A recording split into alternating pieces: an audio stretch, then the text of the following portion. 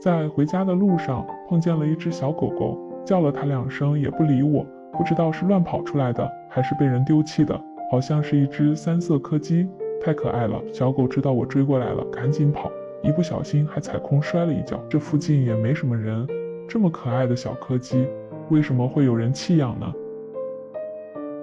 相遇就是缘分，我先把你带回店里吧。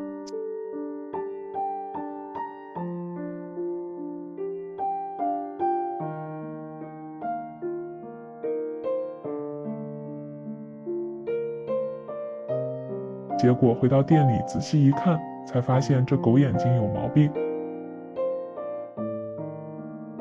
它的眼睛上有一层白雾，眼球特别的浑浊，应该就是白内障吧，要不这么可爱的柯基怎么舍得弃养呢？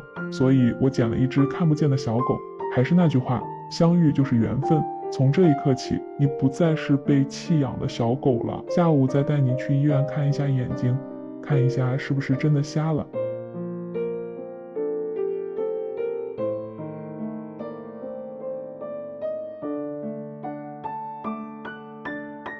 原来小狗只能靠嗅觉和听觉辨别方向，走路都只能靠着墙边，哪都不敢去，生怕自己撞到东西，看着好心疼呀。也许有人会问，当狗狗失去光明，它会感到痛苦吗？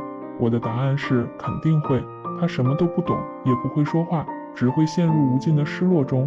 下午带着小狗来到了宠物医院，医生给它做了检查，初步判断先天性白内障，要想完全康复，就只能做创体恢复视力，手术需在全麻下进行，存在一定风险。小狗年龄太小，还不具备手术的条件，而且还要去省里的大医院去做，所以这次就开了点药，看有没有缓解。这身上也太臭了，回家先洗个澡吧。脸盆太小了，拿孩子的洗澡盆先给他用着，孩子放学回来应该不会介意吧。洗完澡了就开始干饭，这吃的也太香了，流浪时应该饿坏了吧。不过这种双目失明的狗怎么出去遛狗啊？总不能吃喝拉撒都在笼子里吧？今天给小狗确定名字了，名字就叫丢丢。丢丢这个名字很贴切又充满故事感，既呼应了它被遗弃的经历，还暗含了希望它不再被抛弃的期许。相信这个名字会成为它新生活的美好开始。医生给开了眼药，一共2瓶，1瓶1天最少要滴5-6次，每种药错开半小时，感觉一天都在给它滴眼药水。你看丢丢奔跑的样子，感觉它的眼睛能看见了，于是就试了试。看来是想多了。自从把它带回家，孩子手机也不看了，也不捣乱了，天天都是缠着跟丢丢玩，逢人就说这是我的小狗，它叫丢丢，但它看不见，就连去上学都要丢丢送它，不然死活都不会去。丢丢也特别喜欢小孩，孩子的童真给了失明小狗温暖的信任，也让我们多了份守护的力量。只是出门它还是会到处乱撞，看不见的世界，每一步都是未知的恐慌。虽然看不见，它却精准地制造着混乱家里，转眼变成了战场，活蹦乱跳捣蛋的样子，说明它已经放下戒备心，融入到了这个家庭里面。它不只是一只盲眼的狗狗，更是家里重要的一份子，给我们带来了数不清的快乐和感动。或许治疗艰辛，但只要有一丝重见光明的希望，就值得全力以赴。丢丢眼睛看不见，出门一定要带牵引绳，可是带上绳子它也不走道啊，死活不肯往前走。为了让它接受这个神秘装备，我就把它拴在了桌子上，于是丢丢就和这个绳子斗智斗勇。下面请欣赏一段拔河比赛。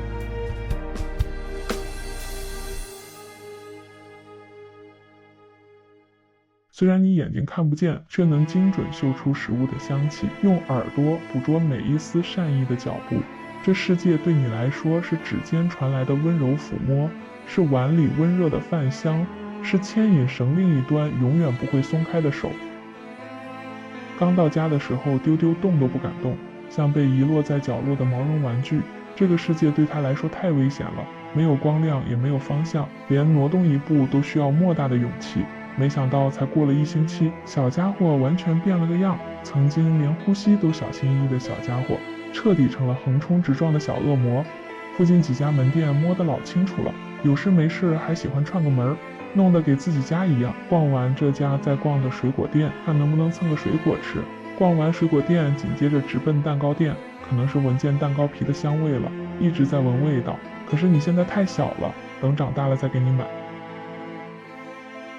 没想到大人拉不动的狗，却被孩子牵成小跟班。小狗从最开始的畏畏缩缩，到现在的活力满满，每一步的试探都变成自信的奔跑。那些曾蜷缩的角落，如今成了它勇敢冲锋的起点。医生说，丢丢这眼睛情况得过5关斩6将，今天咱主打一个眼科全流程体验卡，现在开始去闯关了。我在旁边看着，比自己相亲还紧张。医生很详细的解说丢丢的问题，要想解决白内障就只能做手术，而且价格并不便宜，因为是先天性的白内障，可能存在角膜内皮营养不良的可能，这个还要做进一步的检查。如果说角膜内皮营养不良就做不了，人工晶体植入做了也还是看不见，真的不知道该怎么办。今天带他去省里的大医院，看能不能做手术恢复视力。跑了几百公里，终于到地方。孩子知道了要去给丢丢看病，大早上怎么都不肯去上学。他的理由是等丢丢能看见了，要让他第一个看见的是我。等了快1个小时了，终于轮到丢丢了。由于前2天好多检查项目都已经做过了，来之前都已经和医生沟通过了，所以今天医生就开了2个检查项目，看丢丢符不符合做手术的条件。检查结果出来后，医生就一直在分析治疗方案。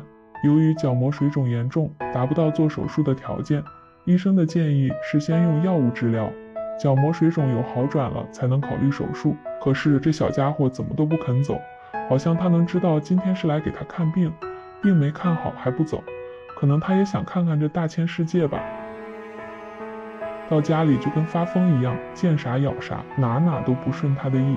我怀疑这小家伙是因为上次没有把他眼睛治好，这2天一直在发泄情绪，仿佛在控诉命运的不公，也不知道这个阶段啥时候能过去，咱也不敢说，咱也不敢问。用了医生推荐的药，感觉水肿没有之前那么严重了，贵是贵了点，但只要有效果都是值得的。咱就说丢丢也太聪明了，靠嗅觉、听觉和爪子的触觉，已经把台阶的位置和高度摸得门清。他看不见台阶的高度，却能把每个落脚点算得丝毫不差。要说丢丢哪里最吸引人，当属他头顶那2只大耳朵。这对耳朵像是拥有了独立的生命，随着奔跑的节奏忽上忽下，翻飞不止。它虽然不是一只健全的小狗，但也给我们带来了无数的欢乐，也是我们这个家重要的一份子。今天斥巨资给丢丢买了个冰垫，前面还好好的在冰垫上享受。当他张嘴的那一刻，我就知道这哪是降温神器啊，分明是他的拆家玩具啊，就连鞋也不例外。看着千疮百孔的样子，应该是不能穿了。看着他小跑的样子，真的是太棒了。还有他那个带爱心的屁股，简直是萌点天花板。我就说丢丢就是个犟种，不去草地里玩，非要在这里打圈转。我们已经在这个花坛外转了3圈了，不过想了想，他去哪玩都一样一样的，看不见这个世界，公园对他来说是陌生的黑暗。回家先给他洗个澡，可能是真的累了，在洗澡盆里动都不动。今天应该不会再拆家，洗完香香后直接就打呼了。丢丢好像不见了，因为眼睛看不见。平常他一般都在门口几家门店玩，其他地方他也不敢去，把我们去过的地方都找了一遍，还是没有。这么热的天气，连个人都没有，真不知道丢丢会去哪里。突然想起店里有监控，结果一看，真是离了大谱。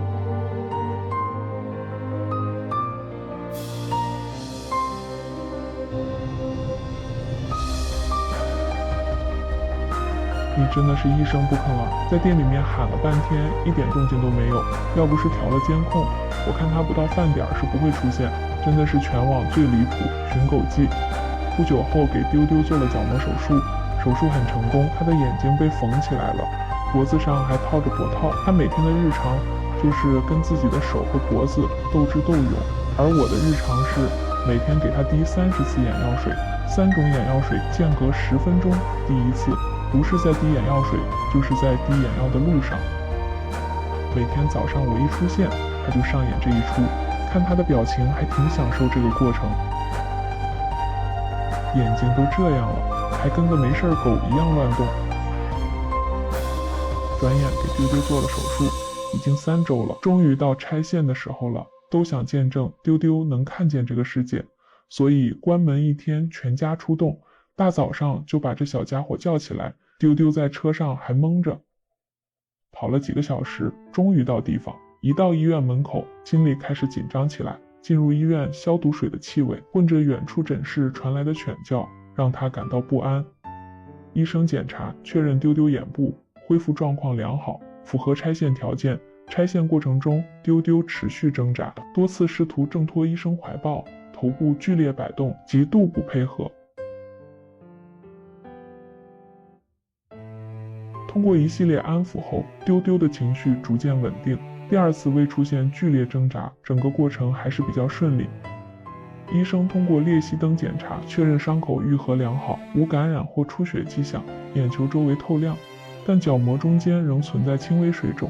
刚拆线，现在还是恢复期后，面角膜会越来越薄，目前已具备基础事物能力。他现在看见会动的东西就特别兴奋，虽然看得不远也不太清楚，但总比角膜烂掉、挖眼球强多了。看见他兴奋的样子，突然鼻酸了。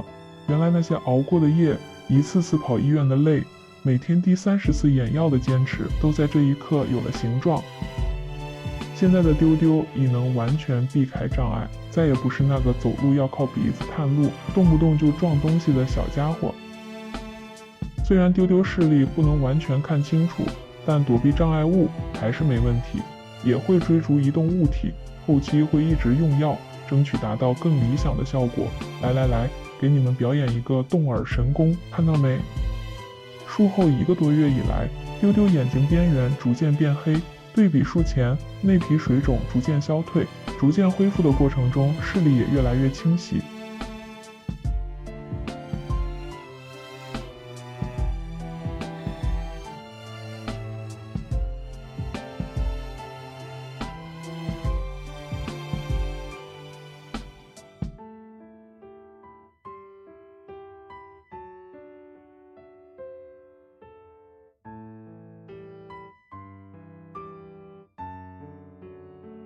自从丢丢视力越来越好后，我就知道这片绿茸茸的草地会成为他快乐的源泉。看着他在草地上撒欢的样子，总让我想起当初那个连路都不敢走的小家伙。原来所有的坚持和努力，最终都会变成草地上那些闪闪发光的瞬间。